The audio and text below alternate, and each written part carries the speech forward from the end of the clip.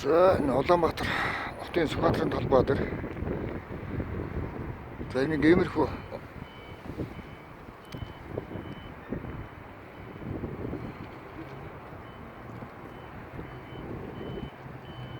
байгууламж одоо баригдах гээд байж байгаа юм байна л да. Ер нь бол худалдааны зорилттой юм байна уу энэ одоо иймэрхүү юм байна. Иймэрхүү одоо байгууламжлал барьж байгаа бол таа.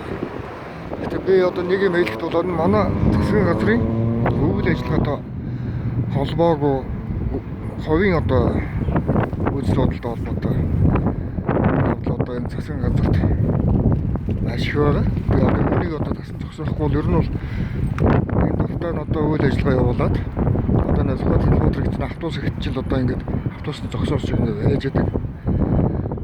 Тэгээ одоо ураны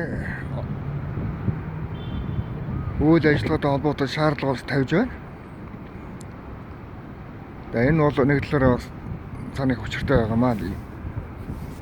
Хамгийн чухал нь одоо үндэсний аюулгүй байдлын үүднээс тайлбар хийхэд бол Монгол улсын засгийн газрын бодлогоос гадна энэ хувийн үйл ажиллагаатай цэргийн зохион байгуулалтанд орсон одоо тийм авилтаа болгоочод одоо Монгол оронд байгаа. Тийм учраас энэ нэг одоо тасан зогсоохгүй бол одоо Монгол улсын үндэсний аюулгүй байдал алдагдаад маш олон жил боллоо шүү дээ. Тэгээ одоо засгийн газарт ямар шиг хүмүүс үйл ажиллагаа явуулж байгаа нэхлэр дандаа хувийн үйл ажиллагаатай хүмүүсүүд одоо үйл ажиллагаа явуулаад 7 жил болж байна гэдгийг бас ойлгох зүйтэй.